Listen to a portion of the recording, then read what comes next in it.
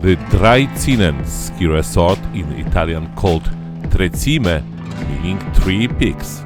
Over 100 kilometers of ski slopes located in the Italian Dolomites. Let's take a closer look. It is located in South Tyrol, right on the border with Austria. This is the German-speaking part of Italy, so most of the names are here in German. Italian names, they are written at the bottom in small print. Of course, we have a full range of slopes here, from long easy blue runs that are more like walking paths to real blue slopes, very nice and long red slopes, and solid black ones for hardcore experts. Apart from a few separate areas, which I won't talk about there, the resort consists of 2 main parts connected by a link. The northern part down here on Mount Elmo, and the southern part on the other side of a small valley, on the slopes of the main Sexten Dolomites massif. The resort's name comes from the famous 3 peaks. Tre Cime di Lavaredo is a symbol of the entire Dolomites. Those majestic rock towers rise to about 3,000 meters. Anyone who has heard of the Dolomites probably recognizes them. And here we come to a tricky question. Many people hearing the name of the resort assume they will have a great view of those peaks from the slopes. So, can you see them? If I stand like this, yes. If I stand like that, no. Everyone can judge for themselves whenever the name is a bit of a marketing trick. One of the convenient parking areas is in the town of Sexten. Now we are in the northern part of the resort, on Mount Elmo. The entire summit dome is covered with a dense network of slopes. If you stand here, you can't see all Tre Cime for sure. For a warm-up, we go down a short blue slope, but the longer runs are more interesting. We can ski down to the valley on a red run or a combination of red and black. The red run number 13, nearly 6 kilometers long combined with the blue 16, with a vertical drop over 1 kilometer, was our favorite. At the top there is a black section, but you can go around it. The gentler bypass unfortunately cuts across the steeper part, which is quite unlucky, and you can end up a situation like this. Both options merge further down in the forest.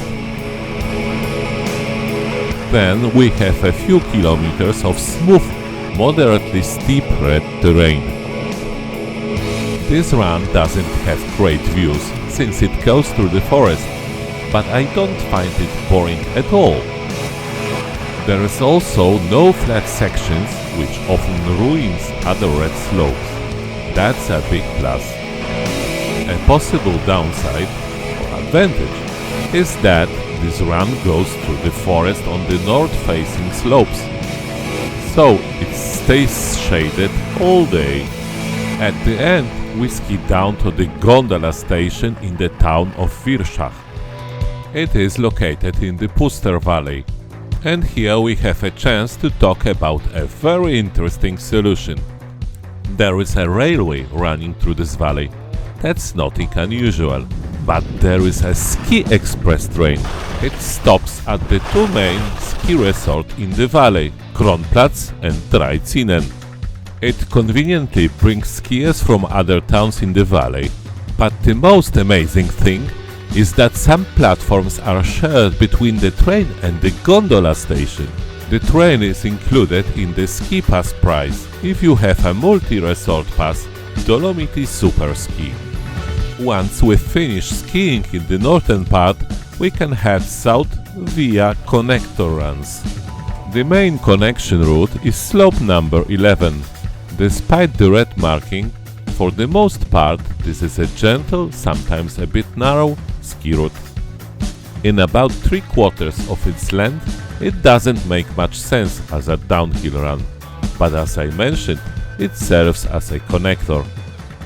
Near the end we have a choice: turn left towards the lift and the rest of the resort, or turn right onto what seems to be a nice and gentle slope.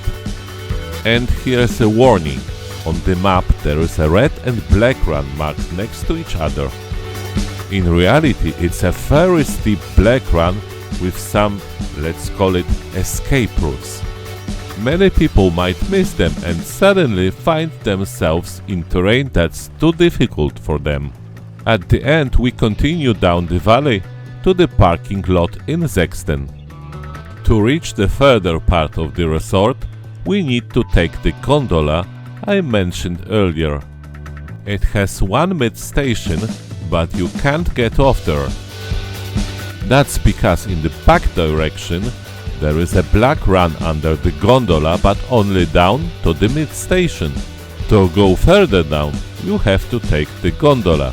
Looking at the older versions of the maps, you can see that this run recently turned black. I'm guessing it was probably intentionally rated lower than before, so it wouldn't discourage passing skiers. Maybe the same applies to Run 41. It's a scenic and fairly long red run, but it seems too difficult for many skiers. Online comments confirm that this run is quite challenging. The fact is, such a difficult, mandatory connection quickly gets covered in moguls. It happens in many resorts. The steepest part is at the end. And honestly, it's basically a black run. Because of that, they've created the same kind of escape routes we saw earlier. These are basically adapted road sections used for skiing. And that's how we reach the main road, where passes run along the valley. It separates the Mount Elmo area from the main Dolomites sections. So the area in front of us is part of the Sexten Dolomites. There is also a wide selection of runs with different difficulty levels there. For example, run number 3. It's really gentle all the way down. Its length is almost 4 kilometers with an over 600 meters drop. This part of the resort is served by 2 gondolas, in addition to chairlifts. Run 3 also has its extreme variant. Both 3A at the top and 3B, which is lower, are really steep. That's why there isn't much traffic here. In this part of the resort, there are many families with children and people who are just learning. Besides the black and blue slopes, there are also some very nice red ones. The chairlift here is relatively new.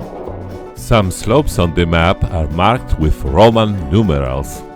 For example, one is a ski route leading down to the pass. Unfortunately, in some places it turns out to be not just flat, but even slightly uphill. Poor snowboarders.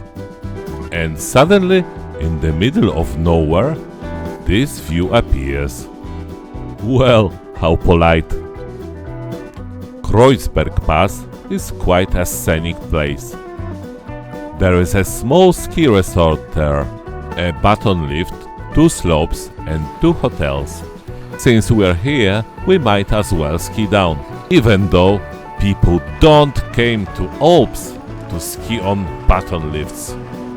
The slope is very enjoyable. A small, unconnected part of the resort is located even further beyond the pass. But we are not going there. And this way, we've roughly covered the whole resort. Not every single slope, of course, but enough to get an impression. As for getting back from the pass, take the bus. There is a so-called trail here, but just skip it. It's getting late. Time to end our trip. We head toward the gondola and take lift up. We ski down halfway of 49 route and turn onto Variant C. It's a very scenic ride down to the valley. Oh, a few more words about the resort and the area. It's a good large resort with varied slopes. However, I wouldn't recommend it for beginners, as they might get stuck in separate areas that are hard to reach due to difficult connections. As mentioned at the start, this place feels more like Austria than Italy, at least when it comes to language and food. Sure, you can order pasta in any restaurant, but you can also easily get knödel. I invite you to check out my other videos. Give this one a thumbs up or maybe even subscribe. See you in the next videos.